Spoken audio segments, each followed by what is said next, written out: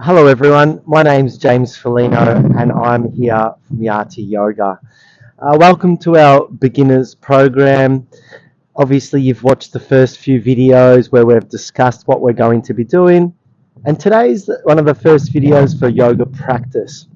What we're going to be doing in the next few videos is I'll just be going through some different yoga poses, and then what we're going to do in the next few classes is just learn about some different yoga poses, not in a yoga class format.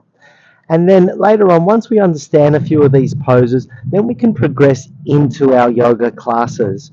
So what I'd like to do is over the next few classes is just do a few different yoga poses and just to explain the different areas that you should be feeling, the different movements and so forth. So I'll stand up. And the first pose that we're going to do is mountain pose. So mountain pose, you normally begin a lot of your classes. If you're to begin standing, we do mountain pose. Our feet can be together. Our arms are going to be by our side. We're pulling our tummies in. Our chest is nice and tall. We're bringing our palms to the side of our bodies, keeping a straight body, palms out forwards. And this is called mountain pose. Trying to keep your quadricep muscles, so your leg muscles turned on and activated. And we're just standing nice and still and always beginning to focus on our breath. Breathing in nice and slowly and breathing out nice and slowly. Okay, the second pose I'd like to show you is going to be your upward dog and your downward dogs.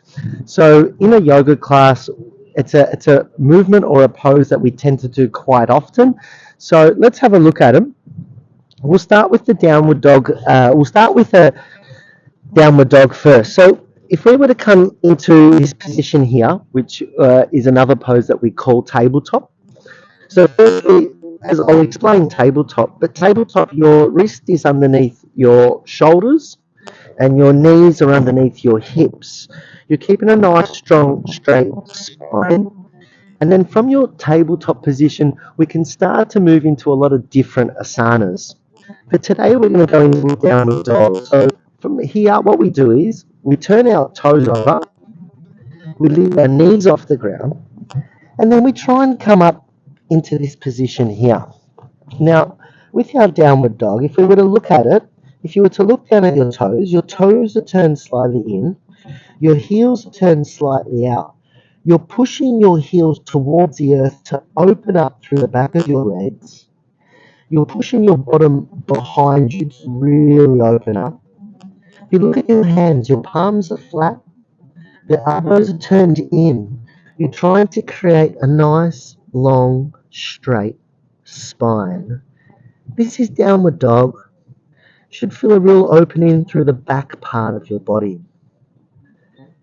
If we're to move forward into plank and bring our bodies all the way down, bend through your elbows and drop your body down to the ground. If you turn your feet flat and lift up with your upper body, sometimes people get confused and would say that this is an upward dog. When your thighs and your feet are flat on the earth, slight bend in your elbows, this is actually a cobra. To make this a downward dog, it would be that your thighs are lifted off the earth like so.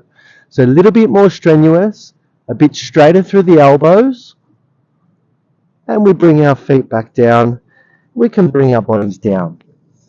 If we were to turn our feet over, lift up through your bottom, we can come back to our tabletop. From our tabletop, we lift our knees off the ground, we come back to our top. From our downward dog, if we were to move forward to plank, exhale, drop down, not release the thighs to the earth, roll over the toes and lift up. Then we go from a downward dog into an upward dog. Roll over the toes and you can come back into your downward dog. Okay, so as you can see, the downward dog to the upward dog movement's a little bit more advanced and involves a bit more strength. At the beginning, if you don't have that strength, it's okay to move from the downward dog through the plank, drop the body down to the earth, keep the body on the earth, and come up into your cobra. So as your yoga progresses, you'll be able to intensify your yoga as your strength develops as well. Okay, again, in a yoga class, at some stages, we may get a little bit fatigued and we may need to have a little bit of a break, and that's totally fine too.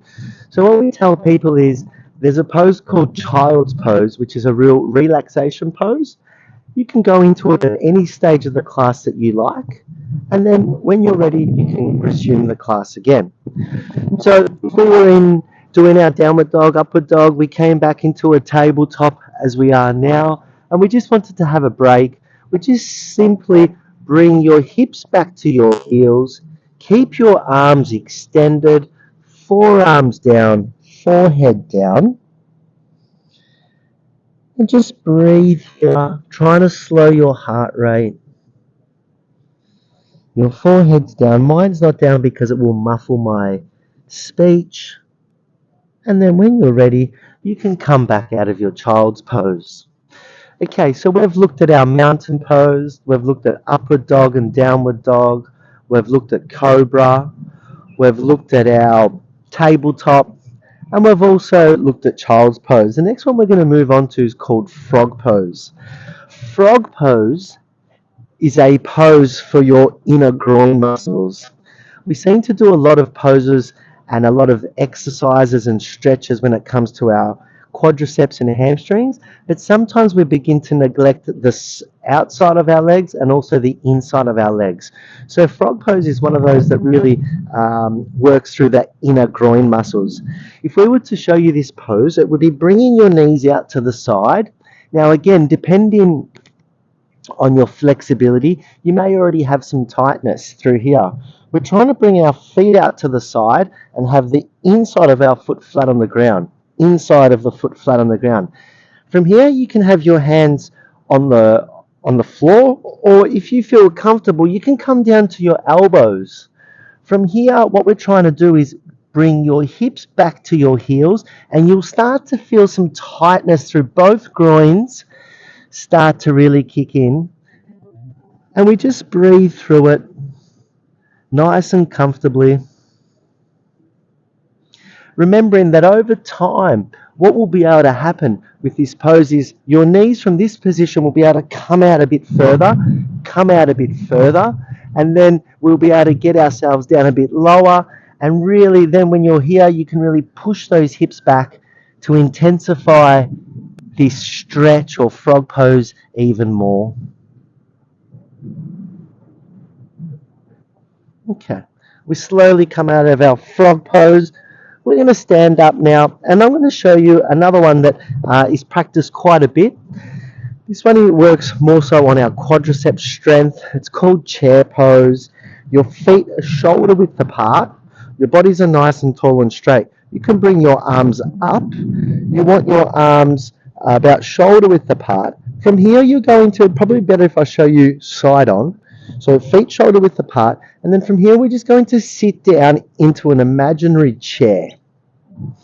This is called chair pose. Again, if you're to look down to see your toes, if you look over your knees, you should just be able to see the tops of your toes, and you start to feel some tension through your quadricep muscles. Inhale and come up. We're going to do a couple more for today or for this class. The next one I'd like to show you is back on the floor, and it involves our tabletop that we were doing before. It's going to allow for some back movement, and this is called cat-cow. So we come into our tabletop, remembering wrists are underneath shoulders, knees are underneath hips, and we're going to inhale, curl your spine and look up. Exhale, round your spine, look towards your belly button. Inhale, curl your spine and look up. Exhale, round your spine, look towards your belly button. Inhale and curl your spine and look up. Exhale, round your spine and look to your belly button. Okay, so that's cat-cow. that gets a fair bit of movement happening through your spine. So again, it's an area that sometimes we struggle to get movement out of. The next one that we're going to look at is called balancing pose. We're going to come onto our side. Now, when you start this pose, you can start it with a little bit easier and you can progress. So we say keep your bottom leg straight on the ground, bring your top leg over to in line with your knee, and then from here, your elbow is underneath your shoulder, left arm up, and just lifting your hip up like so. So there's your balancing pose. If you feel comfortable here, what you can do, you can release the foot down and bring both feet together. If you still feel comfortable here, you can come up onto your hand, bring yourself up and bring that hip up higher. Involves a bit more strength through this arm when you're not on your elbow. And again, from here, you can bring that top foot and come into your balancing pose.